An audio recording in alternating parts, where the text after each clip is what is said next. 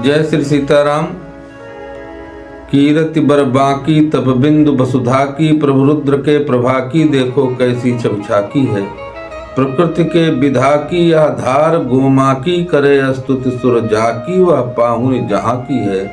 रुद्र तप ताकी विधि शारद मति थाकी, कहें जय हो शिव सदा की, जय शंभु महता की है।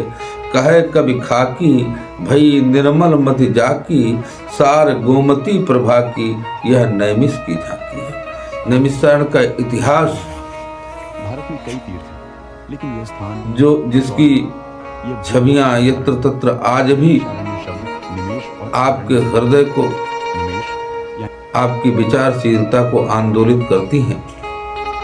इस विषय में मेरे द्वारा एक श्रृंखला आप सब तक पहुंचाई जा रही है। नैमिषारण्य का 84 कोसीय परिक्रमा 18 फरवरी से आरंभ होने वाला है। तदनुसार हमारा प्रयास है कि नैमिषारण्य के उस 84 कोसीय परिक्रमा के समस्त पड़ावों का वर्तमान और पौराणिक स्वरूप आपके सामने प्रस्तुत करूं और आप सभी इस विषय से लाभ लें और अपने क्षेत्र के इतिहास को समझें। इसलिए मैंने 2-3 पड़ावों का वर्णन पिछले श्रृंखलाओं में किया है और यह चौथा पड़ाव, जिसे गिरधरपुर उमरारी कहते हैं, आपके सामने प्रस्तुत है। जो चतुर्थी तिथि को जिसका आरंभ होता है, इसकी दिशा नैमिषारण्य से ठीक दक्षिण है। इसके देवता यम हैं और इसके पद्मनाभ और पुलस्त्य 2 ऋषि हैं। आप सभी ने नगवा कुथामा तक की यात्रा की। रात्रि विश्राम नगवा कुथामा में करने के बाद हम सवेरे उठ करके स्नान आदि से निवृत्त होकर के यहाँ से मौन यात्रा आरंभ करते हैं। चतुर्थी तिथि की यात्रा मौन होकर के करने का महात्मा है। थोड़ी दूर चलने पर राम पुष्करणी में हम लोग स्नान करते हैं और फिर आगे हम सभी काष्टमौन नामक तीर्थ में मार्जन आदि करते हैं। काष्टमौन तीर्थ में स्नान मार्जन करने के बाद हमारा मौन समाप्त होता है।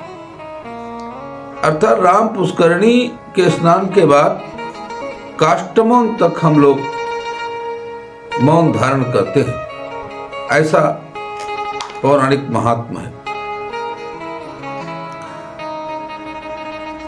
यहाँ पर सीताराम भगवान का दर्शन करते हैं और इस राम जानकी मंदिर के सन्निकट ही पहले आम के विशाल विशाल वृक्ष हुआ करते थे, अब भी हैं, और उन वृक्षों के नीचे विश्राम करने का भी एक परंपरा है। और वहां पर अपने जीवन के शुभ और अशुभ कर्मों का भी चिंतन करने का विशेष महात्म बताया गया है। तत्पश्चात मस्तक बैताल नाम का गांव है। अब परिस्थिति यह है, कभी कभी विकृत नाम आज हमारे यहाँ गांव के हो गए हैं, लेकिन जो पौराणिक नाम उस गांव का है मस्तक बैताल, और वहां पर क्षेमादित्य नाम का तीर्थ है। वहां पर हम लोग उसमें स्नान करते हैं, क्षेमादित्य तीर्थ में, और वहां पर देवालय है क्षेमादित्य भगवान का, उसमें दर्शन आदि करते हैं। और यहाँ इस क्षेमादित्य मंदिर में 12 घी के दीपक जलाने का विधान हमारा जो इतिहास है वो कहता है। उससे आरती उतारते हैं और इसी के पश्चिम जम्बुक ग्राम है। जिसे जमुखिया नाम से जाना जाता है। जमुखिया ग्राम में कालप्रिय सूर्य का स्थान है।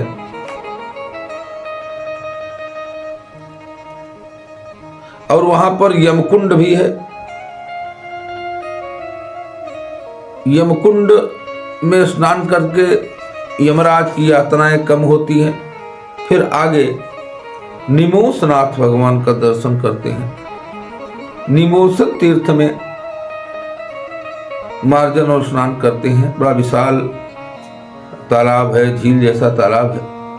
कहा जाता है जब ब्रह्मा का चक्र अपनी नेमी गिराने के लिए नैमिषारण्य का भ्रमण कर रहा था, उस समय यहाँ पर उसकी नेमी थोड़ा सा झुकी। ऐसा मानो कि नीचे उतरने का उपक्रम उसने यहाँ से आरंभ किया और इसलिए इस क्षेत्र को निमोसन नाम दिया गया। और निमोसन में हम लोग स्नान करते हैं और फिर निमोसनाथ भगवान का दर्शन करते हैं। एक बात और मैं बताऊं कि यह क्षेत्र भगवान सूर्य को समर्पित है, भास्कर को समर्पित है। भगवान सूर्य से संबंधित कई तीर्थ यहाँ पर मिलते हैं। अनेक रूपों में भगवान भुवन भास्कर हम पर कृपा करने के लिए यहाँ पर उपस्थित हैं। महर्षि दधीची से प्रणबद्ध वचनबद्ध होकर के वे सभी सूर्य को समर्पित तीर्थ प्रतिनिधि रूप में आज की अर्थात चतुर्थी तिथि को यहाँ पर विराजे रहते हैं। तो इस तरीके से सूर्य क्षेत्र का हम दर्शन मार्जन आदि करते हैं। इस क्षेत्र में उमरी ग्राम, जिसे उमरारी कहा जाता है, यहाँ पर पौराणिक सिद्धांत के अनुसार बहुत विशाल उमरी का वृक्ष है और उस उमर के वृक्ष के नीचे विश्राम करने का सिद्धांत है। तथापि यहाँ पर तमाम बागें हैं, उन बागों में परिक्रमार्थी ठहरते हैं। इस क्षेत्र में जो प्रमुख तीर्थ है उनका वर्णन कुछ इस प्रकार के से है।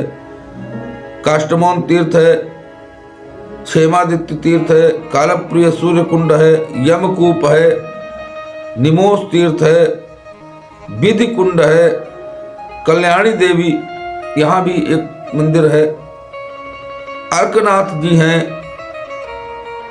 आजकल हमारे समाज में एक अर्कवंशीय जाति है जिसके कुल देवता अर्क हैं, तो अर्कनाथ का भी वहां पर एक मंदिर पड़ता है। दक्ष कन्या और गिरधरनाथ भी इसी क्षेत्र में स्थापित हैं। यात्रीगण यहीं पर रात्रि विश्राम करके इन देवालयों का दर्शन मार्जन आदि करते हैं, तीर्थों का मार्जन करते हैं, देवालयों का दर्शन करते हैं, भगवान सूर्य की उपासना करते हैं और रात्रि को इसी उमरारी गांव में विश्राम करते हैं। गिरिधरपुर उमरारी यह चौथा पड़ाव है परिक्रमा का।